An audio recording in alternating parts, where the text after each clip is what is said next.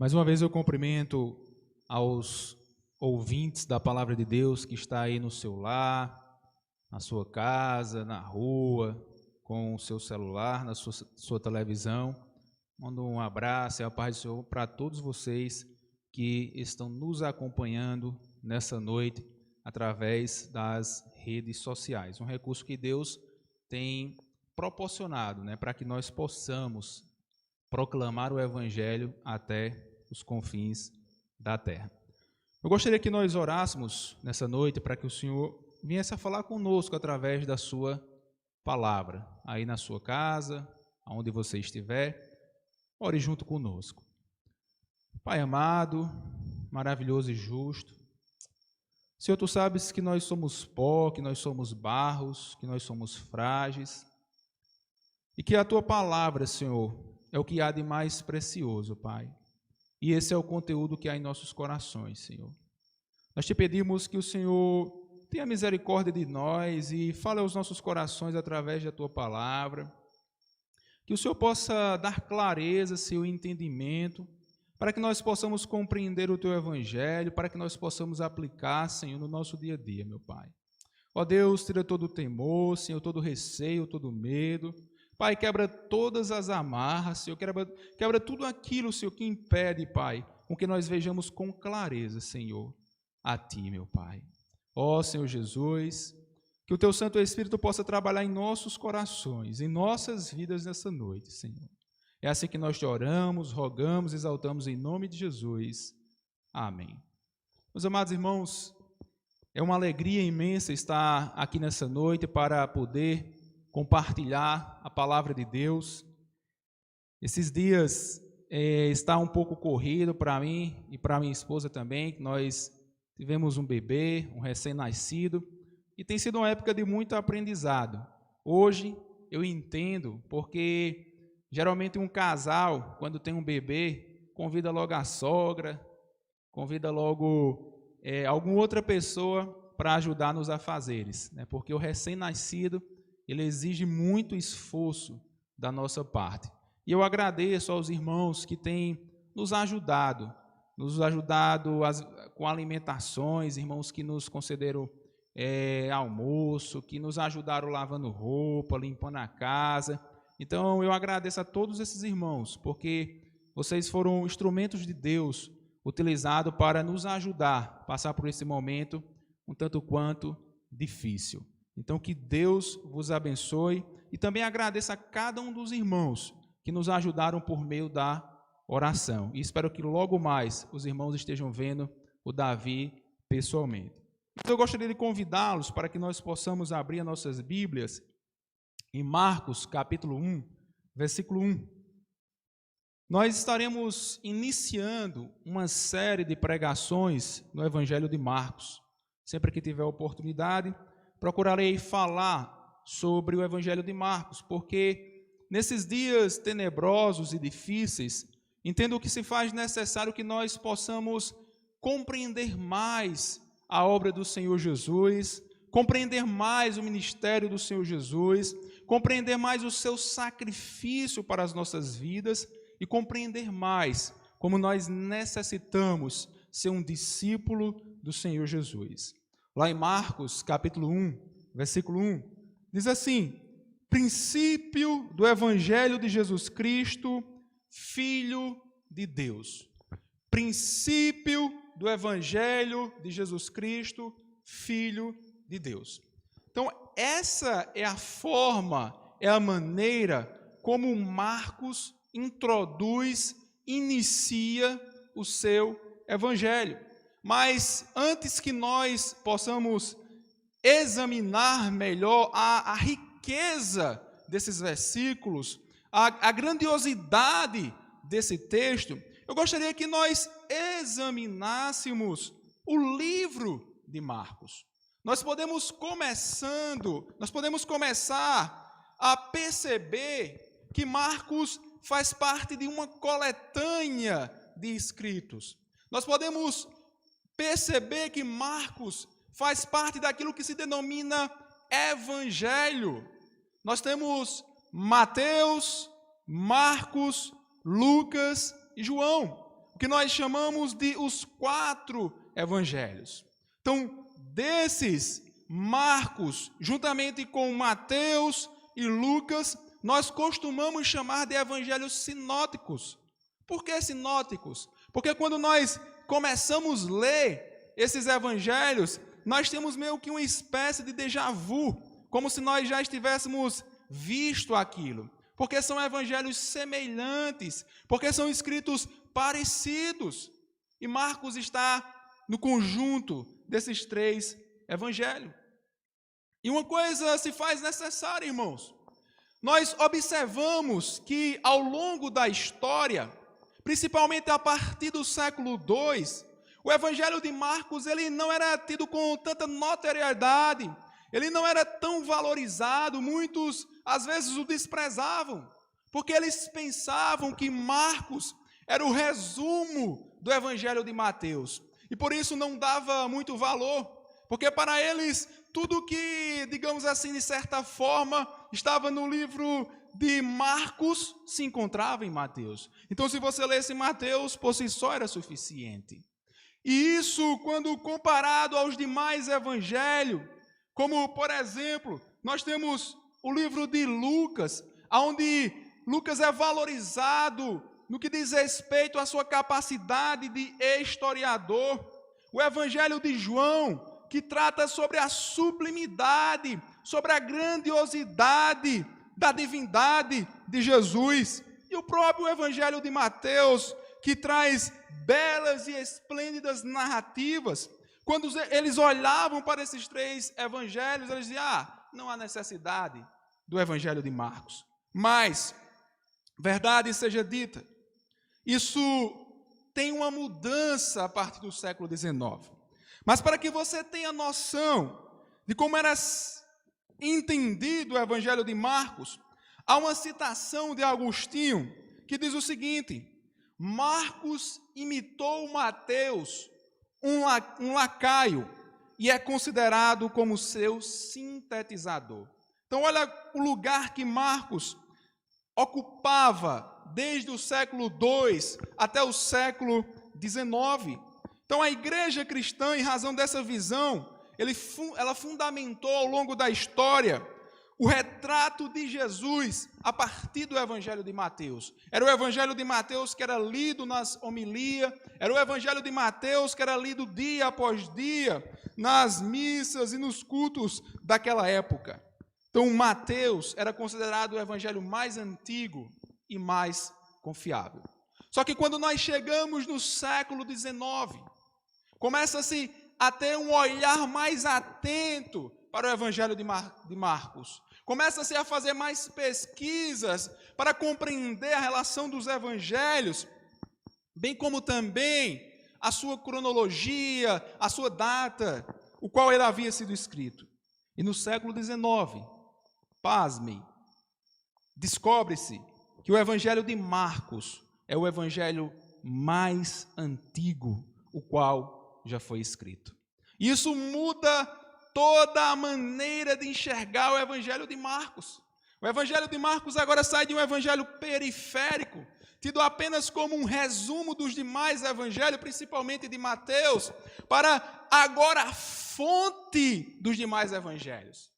Porque é de Mateus, é de Lucas, a partir de Marcos, que se constrói a narrativa de Jesus. Ou seja, Mateus bebe em Marcos e Lucas também bebe em Marcos. Então, Marcos é a fonte principal pelo qual os demais evangelhos, Mateus e Lucas, são escritos.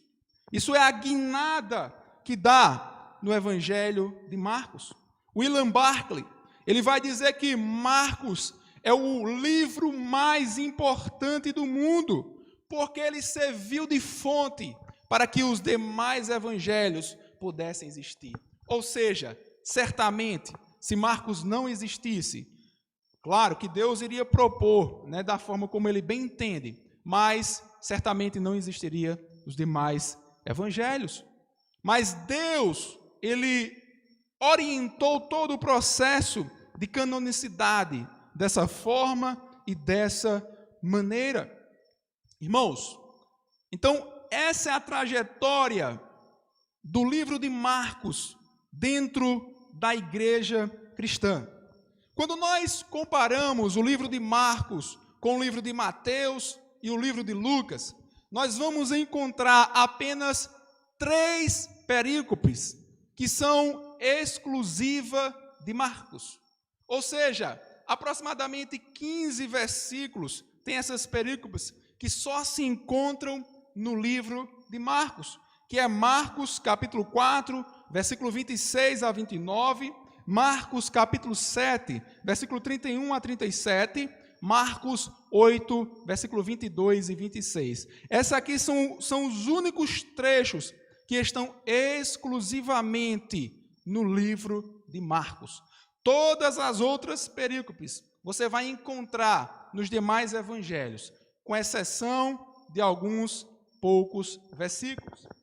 Marcos, ele tem em torno de 661 versículos e Mateus reproduz 606 desses versículos.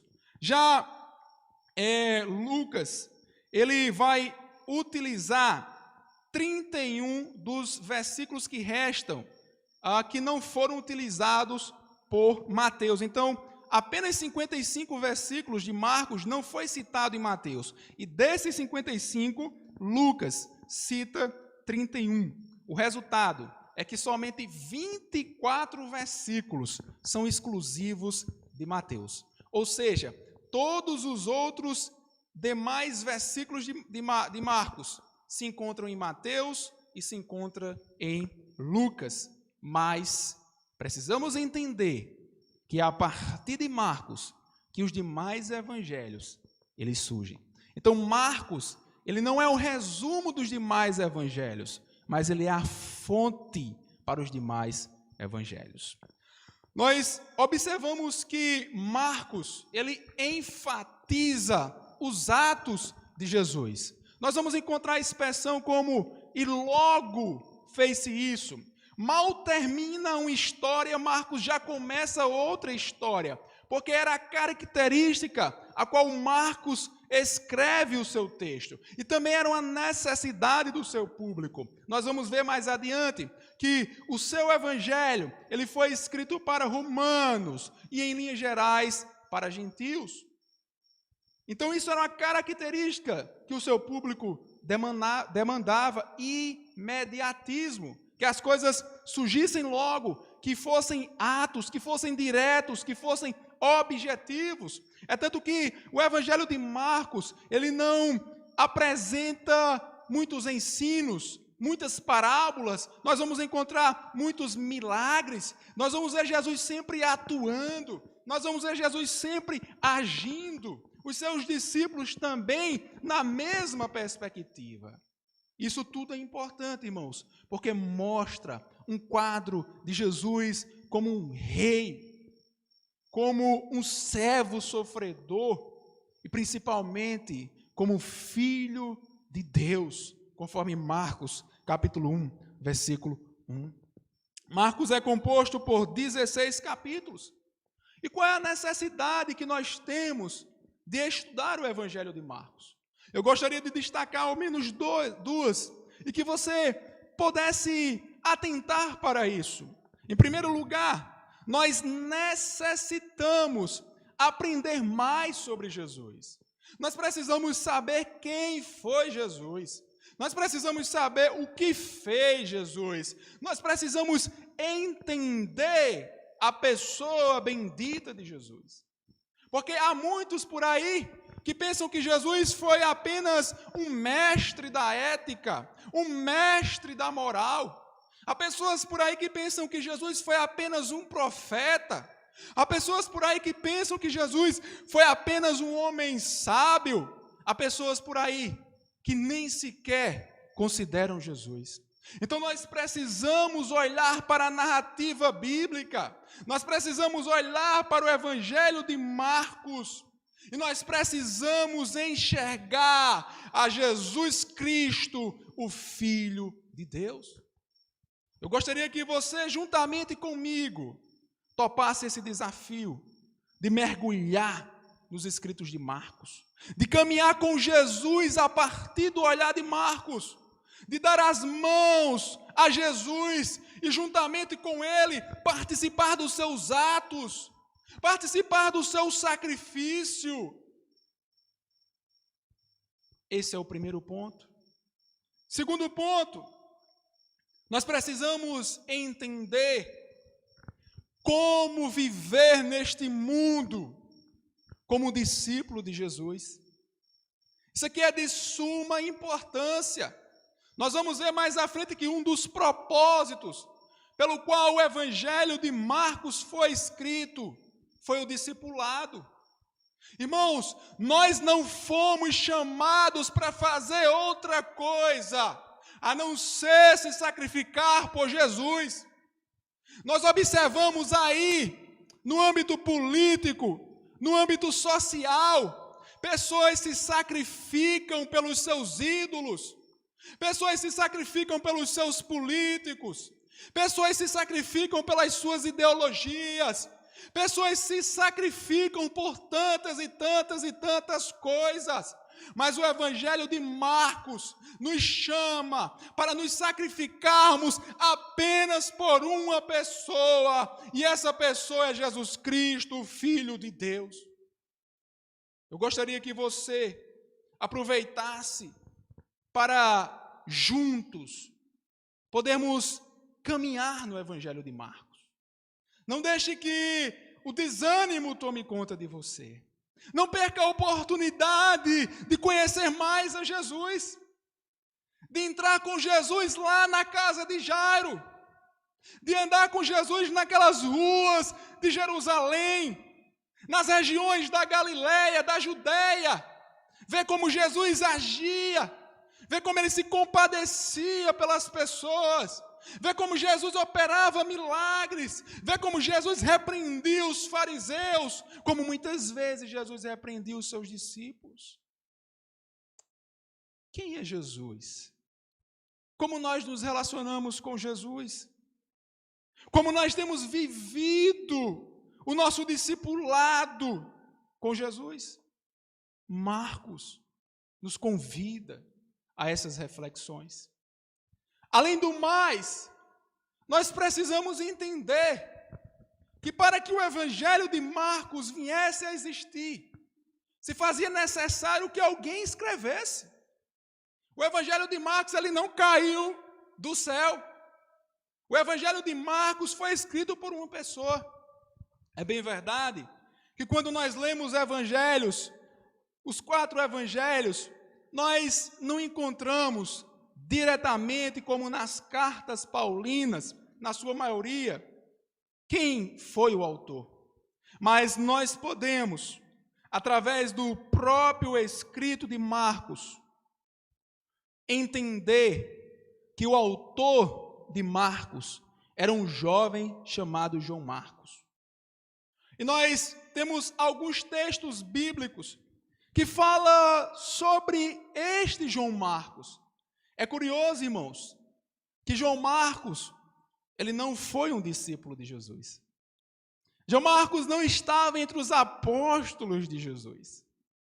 Mas mesmo assim, Deus, pela inspiração do Espírito Santo, usou João Marcos para que este evangelho chegasse até as nossas vidas. Para que esse evangelho entrasse na nossa vida e pudesse nos tirar do lamaçal do pecado, para que esse evangelho nos fizesse andar em novidade de vida. Quem era João Marcos? Nós podemos ver que a história de João Marcos começa a se desenhar lá em Atos capítulo 12, versículo 12. Nós vamos observar que lá encontramos que esse Marcos tem a sua mãe identificada.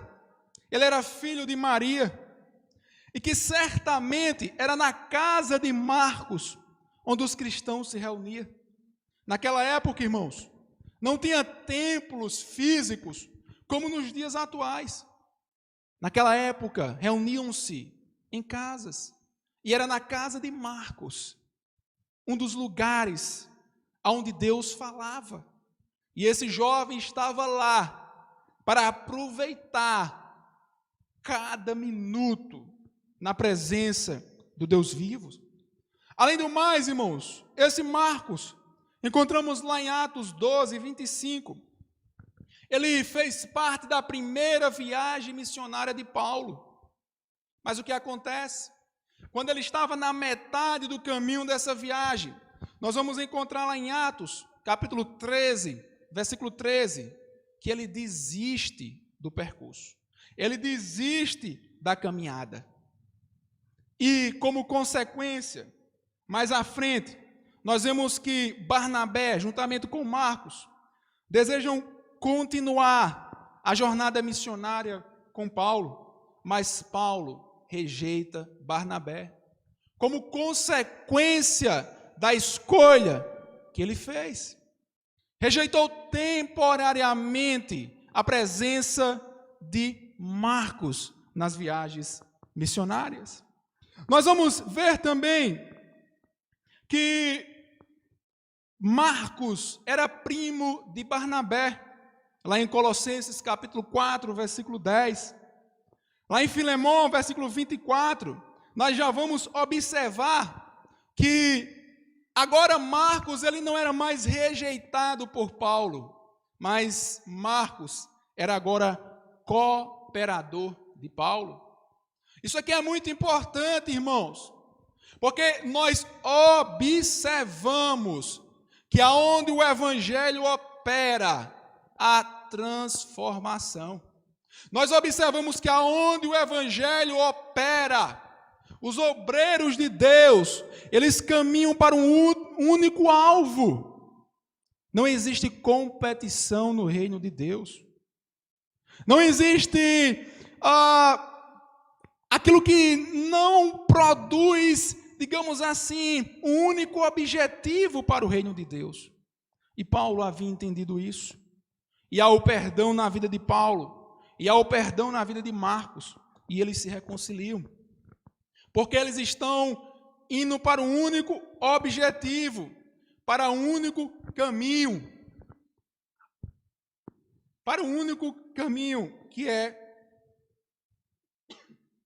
a proclamação do Evangelho de Deus. Além do mais, nós observamos que Marcos, ele foi chamado por Paulo para assisti-lo nos últimos dias de sua morte. Ou seja, Marcos agora passa a ser alguém apreciado por Paulo. Marcos passa a ser agora alguém desejado por Paulo, amigo de Paulo, homem que se fazia necessário para que o evangelho ele pudesse alcançar todo o mundo. E aqui tem um detalhe, irmãos. Lá em 1 Pedro, capítulo 5, versículo 13, nós vamos observar que Pedro considerava a Marcos como seu filho na fé. Esse era o relacionamento que vai possibilitar que o evangelho de Marcos ele viesse a surgir. Então, aqui nós observamos quem era Marcos, segundo o seu próprio evangelho e algumas passagens do Novo Testamento. Então, esse jovem chamado João Marcos é o autor do livro de Marcos. Mas tem um detalhe: além da evidência interna da Bíblia, da sua autoria, nós temos evidência externa. Nós temos os pais da igreja, os autores da época patrística. Nós temos Papias, Justino Marte, Tertuliano, Clemente de Alexandria, Orígenes, Eusébio. Todos esses atestam para João Marcos como autor do livro de Marcos. Mas dentre eles, nós podemos destacar Papias, que foi citado pelo grande historiador da igreja chamado Eusébio, quando Papias vai dizer que Marcos ouviu de Pedro o evangelho. Ou seja, mesmo Marcos não sendo discípulo de Jesus, mas o evangelho que Marcos escreveu foi ditado por Pedro, ou foi influenciado por Pedro. Na verdade, Marcos foi apenas um intérprete de Pedro. Então, essa é a relação entre Marcos e Pedro, e que isso é importante para atestar a veracidade do evangelho de Marcos no cânon bíblico. Então, esse é o primeiro ponto. Esse é João Marcos, o autor do evangelho de Marcos. Qual é a data em que esse evangelho foi escrito? Eu não vou entrar em detalhes, mas a maioria dos comentaristas que eu consultei, eles vão colocar que o evangelho de Marcos, ele foi escrito entre 50 a 65 depois de Cristo. Isso aqui é muito importante, irmãos, porque nós temos aproximadamente cerca de 30 anos entre a morte de Jesus e o escrito de Marcos. Então, é um lapso de tempo muito pequeno. Isso, inclusive, serve de defesa da veracidade do Evangelho, da narrativa do Evangelho, da pessoa de Jesus. Além do mais, provavelmente, o livro de Marcos foi escrito em Roma. Alguns autores trazem outras cidades, mas, em sua maioria, é atestado como tendo sido escrito em Roma. Então, aqui nós temos sua autoria e nós temos o local de sua escrita. Agora, precisamos entender para quem esse evangelho foi escrito. Com qual finalidade esse evangelho foi escrito?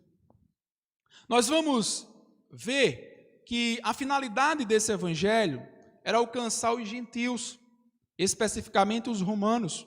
Lá na igreja em Roma, igreja composta por sua grande maioria de gentios e poucos judeus, o objetivo de Marcos era que essas pessoas fossem alcançadas pelo poder do evangelho. Nós vemos lá na frente que um dos propósitos do evangelho de Marcos é ser um escrito missionário. O alvo de Marcos era alcançar essas pessoas, era mostrar a essas pessoas a necessidade que elas tinham de salvação, a necessidade de reconhecer os seus pecados. Então nós encontramos isso no escrito de Marcos. Marcos, ele enfatiza mais as obras de Cristo do que os seus ensinos.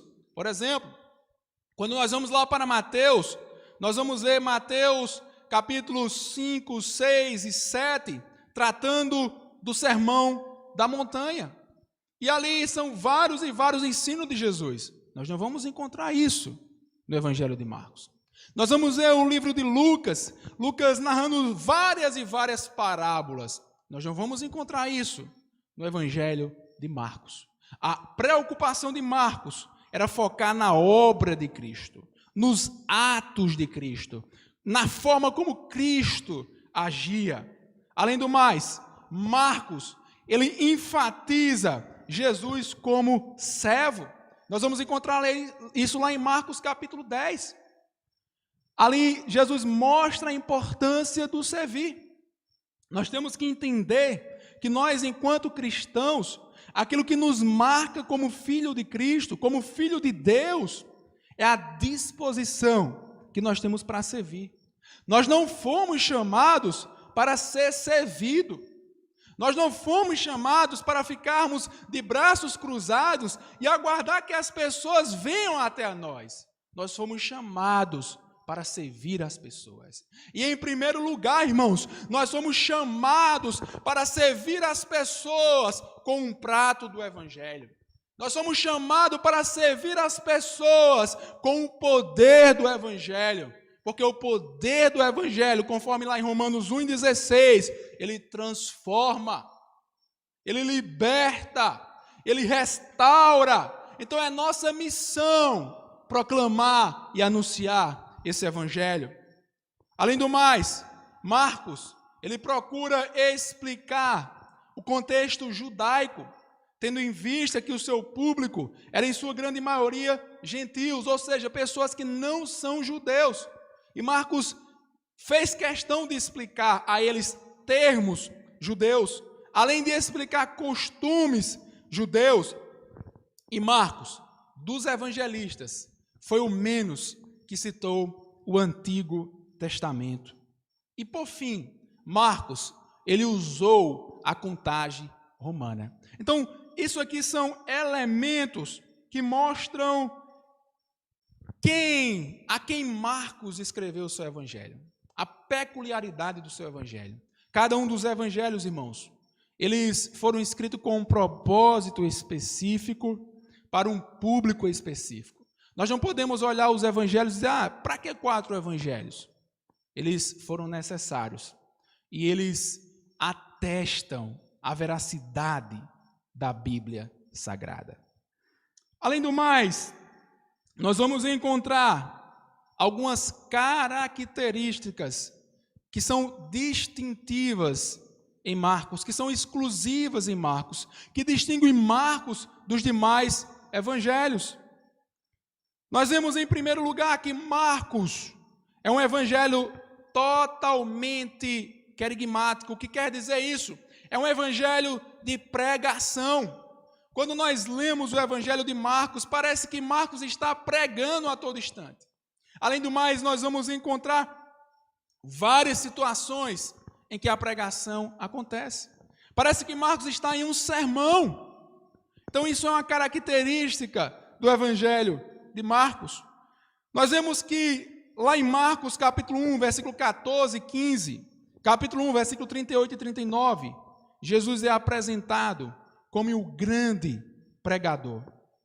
Lá em Marcos capítulo 8, versículo 35, capítulo 10 e o versículo 29, nós observamos que ali é nos incentivado a darmos a vida por esse evangelho, a nos sacrificarmos por esse evangelho, a levarmos a cruz por esse evangelho. Nós vamos encontrar lá em Marcos capítulo 13, versículo 10, Marcos capítulo 16 e versículo 15, que além de nós darmos a vida por esse evangelho, ele precisa ser pregado e conhecido por todo o mundo. Olha o caráter da pregação no evangelho de Marcos. Além disso, irmãos, Marcos dá ênfase à popularidade do ministério de Jesus. Você vai encontrar na narrativa de Marcos que em alguns episódios Jesus se encontra em um lugar tão cheio que não cabia ninguém no espaço que ele se encontrava. Você vai encontrar que multidões andavam com Jesus, que grande quantidade de pessoas estavam ao lado de Jesus. Isso é uma característica que Marcos faz questão de apresentar. Marcos enfatiza a identidade de Jesus. Marcos apresenta Jesus como Filho de Deus, nós vamos ver um pouco mais à frente. Marcos apresenta Jesus como servo, aquele que está ali para entregar a sua vida em favor de muitas pessoas. Marcos apresenta a Jesus como aquele que tem o poder de operar milagre, como aquele que tem o poder de fazer milagres, como aquele que tem o poder de restaurar uma mulher que há anos e anos sofria com hemorragia, sofria com fluxo de sangue. Marcos apresenta a um Jesus que ressuscita a filha de Jairo. Marcos apresenta a um Jesus que repreende o poder da natureza, quando os discípulos lá em Marcos capítulo 4 estavam quase a naufragar no barquinho. Marcos apresenta um Jesus que cura um aleijado, que para esse aleijado chegar até onde Jesus estava, foi necessário que ele descesse por cima do teto, para que Jesus operasse o milagre. Esse é o evangelho de Marcos. Mas o propósito dos milagres no evangelho de Marcos não é apenas a cura, mas é apontar para a necessidade da salvação. em Jesus. Isso são características do Evangelho de Marcos. E por fim, nós observamos que o Evangelho de Marcos, ele enfatiza também o sofrimento de Cristo. Enfatiza as dores de Cristo. Enfatiza o sacrifício de Cristo na cruz do Calvário. Tudo isso são elementos e características do Evangelho de Marcos. Mas, além dessas características, nós encontramos alguns propósitos no Evangelho de Marcos. Qual a finalidade que esse Evangelho foi escrito? O que é que esse Evangelho tinha como alvo? O primeiro desses propósitos é que o Evangelho de Marcos tinha por finalidade tornar as boas novas conhecidas aos gentios. É como eu já falei a vocês, o desejo de Marcos era que mais e mais pessoas conhecessem o Evangelho. Para Marcos, o Evangelho era algo tão precioso. Para Marcos, o Evangelho era algo tão poderoso que o consumia, que para ele não valia a pena deixar o Evangelho guardado em um cofre. Para ele não valia a pena esconder o Evangelho. Para Marcos era necessário que as pessoas conhecessem o poder do Evangelho. Para Marcos era necessário que as pessoas conhecessem o único remédio que poderia curá-los do pecado. Para Marcos era necessário que as pessoas conhecessem a única pessoa que poderia livrá-los de uma morte eterna, de uma condenação eterna. Para Marcos, era necessário que as pessoas conhecessem que Jesus Cristo é o Filho de Deus e que ele veio à terra não para ser servido, mas para servir e dar a sua vida em favor de muitos. Esse era o objetivo de Marcos. Marcos tinha sede que as pessoas conhecessem a Jesus. Quando nós olhamos para isso, irmãos, nós precisamos nos perguntar: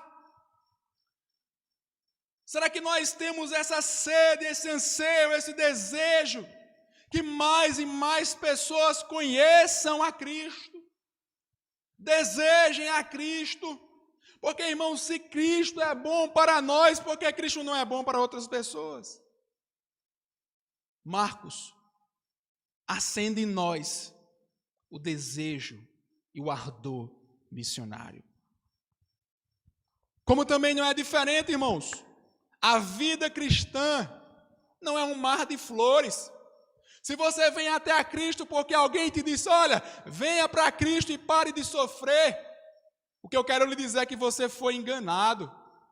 Venha para Cristo e comece a sofrer. Agora comece a sofrer por algo que vale a pena, que é o Evangelho. Comece a sofrer por algo que te dá o passaporte para a vida eterna, que é o Evangelho.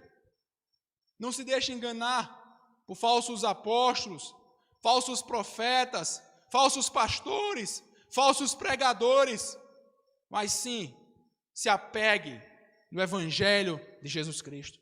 Porque o Evangelho de Jesus, ele é simples e ele é poderoso. E Marcos escreve esse Evangelho com o propósito de encorajar os cristãos que estavam sendo perseguidos. Muitos autores falam que naquela época, muitos cristãos eram perseguidos e estavam sofrendo. E Marcos diz: olha para os sofrimentos de Cristo, olha para o que Cristo passou, vê se os teus sofrimentos se comparam com o que de Cristo. É como se Marcos estivesse falando para nós nos dias atuais: olha para o sofrimento que você tem passado aí. Talvez você está em isolamento social, talvez você está com Covid-19, talvez você está desesperado, mas o que eu quero dizer para você nessa noite é que mantenha os seus pés firmados na rocha que é Cristo.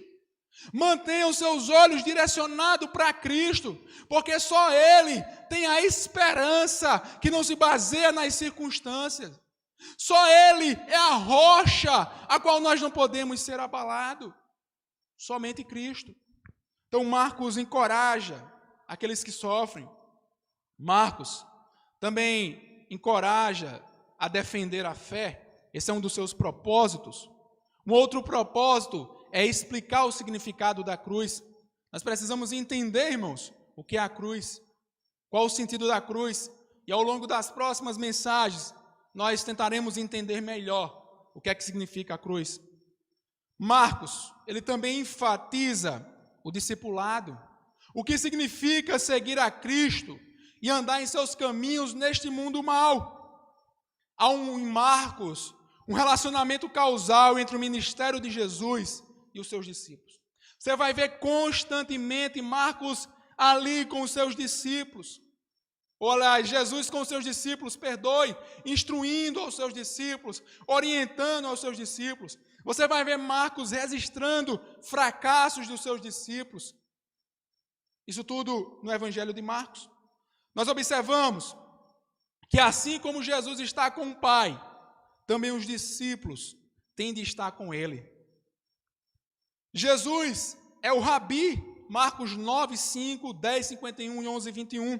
Ou seja, Jesus é o mestre dos seus discípulos. Ele é o discipulador dos seus discípulos. Ele é aquele que treina os seus discípulos com paciência e com amor. Ele os chama e o envolve de imediato em sua missão. Os comissiona como apóstolos, lhe confere autoridade, Marcos 3, 14 a 19, e os envia a Galileia como missionário, Marcos capítulo 7, versículo 7 a 13. Eles são chamados a negar a si mesmo e seguir a Jesus sem restrição, Marcos capítulo 8, versículo 34 ao versículo 38. Aqui eu vou até destacar essa citação, quando Marcos diz o seguinte: então, convocando a multidão, e juntamente os seus discípulos, Jesus lhe disse: se alguém quer vir após mim, negue-se a si mesmo, tome a sua cruz e siga-me. Pois quem quiser salvar a sua vida, a perderá. E quem perder a vida por minha causa, e por causa do Evangelho, esse a salvará. O que adianta o homem ganhar o mundo inteiro e perder a sua alma? O que daria uma pessoa em troca de sua alma?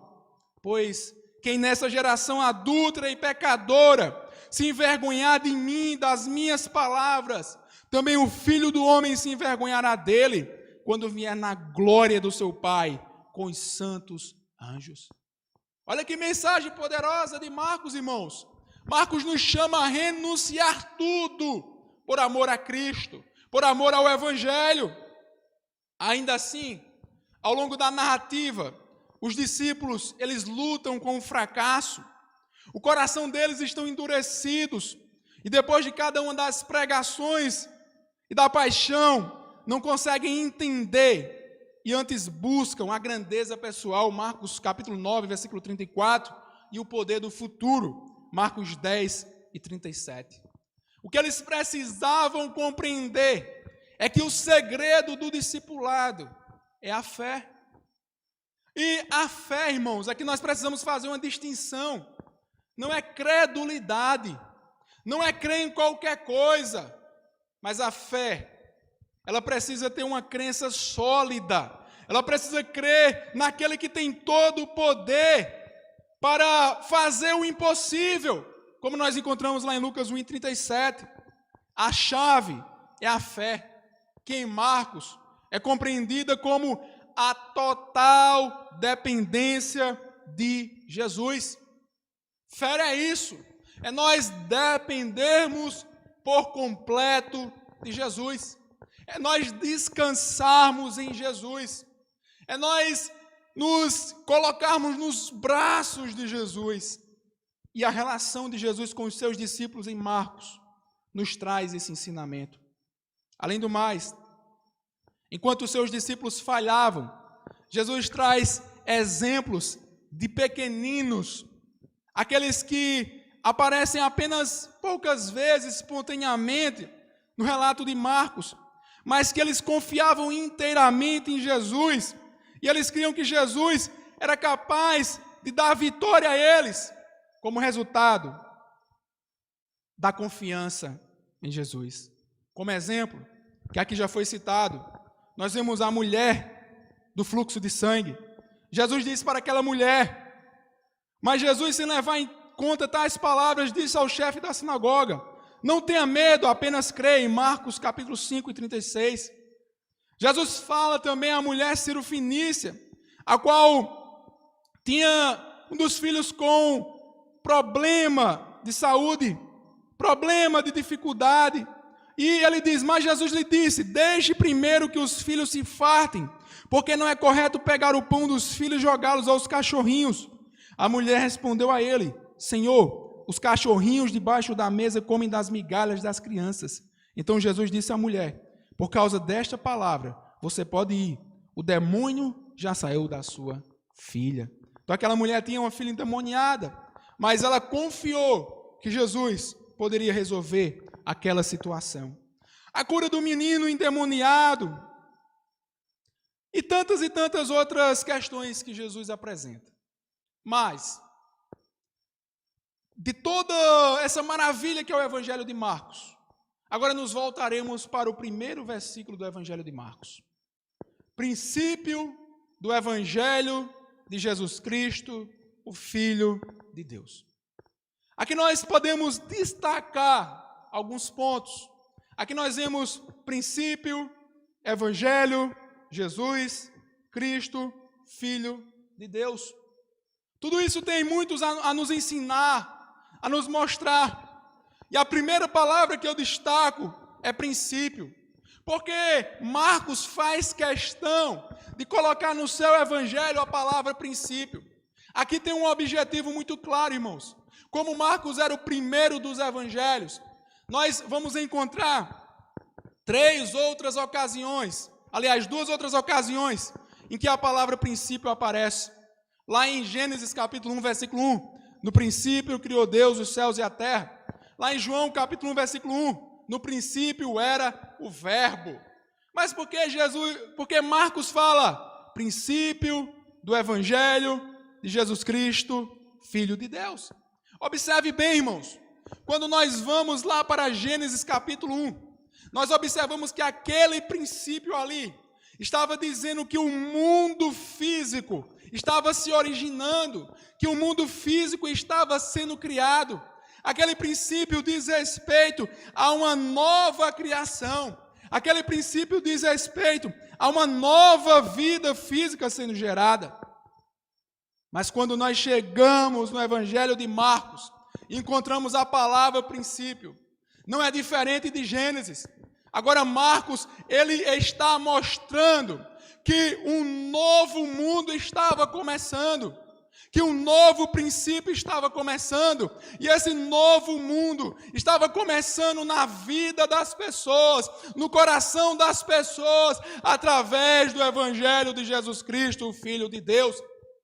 Se lá no princípio o mundo físico estava sendo criado, agora com Jesus, o mundo espiritual, o novo nascimento, o poder do Evangelho estava sendo principiado, estava sendo iniciado, estava começando. Crede no Evangelho. Essa era a mensagem que nós sempre encontramos. Marcos faz a introdução de Jesus, para Marcos a introdução de Jesus não é menos grandiosa que a criação do mundo, pois em Jesus uma nova criação está à mão. Uma outra palavra é evangelho. Isso aqui é muito importante, irmãos. Evangelho são as boas novas, as boas notícias. E quando nós olhamos, tanto no Antigo Testamento, como na literatura grega, as boas novas, elas eram pronunciadas nas vitórias em decorrência do campo de batalha.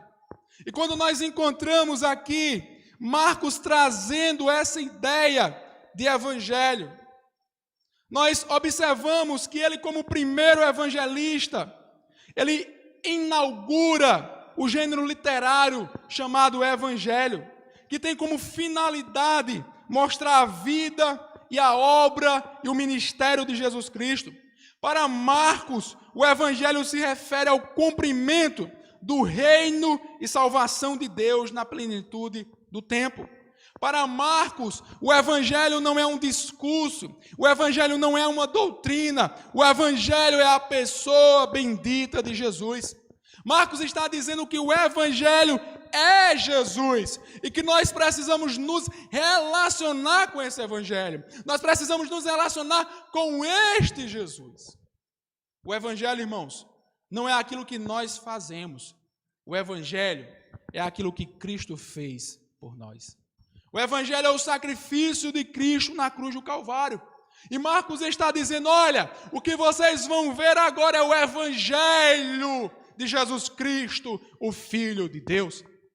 E eu gostaria de convidar você para acompanhar as próximas séries, para que juntos nós possamos conhecer, para que juntos nós possamos compreender, para que nós juntos possamos viver o evangelho de Jesus Cristo, o Filho de Deus. Irmãos, nós aprendemos aqui no evangelho de Marcos, que assim como Marcos tinha um desejo missionário, nós devemos ter. Nós aprendemos que assim como Marcos fortaleceu os seus seguidores através do seu evangelho, porque ele apresentava Jesus, nós precisamos ser fortalecidos por esse Jesus apresentado por Marcos, pelo nosso Jesus. Nós aprendemos também em Marcos que assim como ele defendeu a sua fé, nós enquanto cristãos precisamos defender a nossa fé. Nós aprendemos também em Marcos que o sacrifício de Cristo na cruz do Calvário foi suficiente para pagar os nossos pecados. Nós aprendemos também em Marcos que assim como Jesus discipulou os apóstolos e outros discípulos, nós necessitamos de ser discipulados pela pessoa bendita de Jesus. Então, meus amados irmãos, eu agradeço por esta rica oportunidade de estar aqui nessa noite para ministrar a palavra do Senhor. Eu gostaria de convidá-lo para que nós possamos orar a Deus nessa noite. Paizinho amado, justo e santo, queremos te agradecer pelo que tu és. Ó Deus, pelo teu sacrifício na cruz do Calvário, Pai. Pelo Senhor ter nos dado a oportunidade de aprendermos da tua palavra, Senhor. Nós somos tão frágeis, Senhor, tão fracos, Pai. Mas o teu Santo Espírito, Senhor, tem se compadecido de nós, tem sido misericordioso de nós e tem nos alimentado dia após dia com o teu evangelho, Pai. Com a tua palavra, Senhor, com a tua verdade, Senhor. Ajuda-nos a ser sedentos pelo teu evangelho, meu Pai. Ó Deus, eu também te peço por pessoas que se encontram porventura desesperadas, pessoas que se encontram preocupadas, Pai, que o Senhor possa chegar até elas, que elas possam enxergar a Ti como uma rocha, como um conforto, como um refúgio, como uma segurança em meio às turbulências da vida, Senhor. Ó maravilhoso e eterno Deus, eu também te peço que o Senhor conceda, Senhor, uma ótima semana aos irmãos.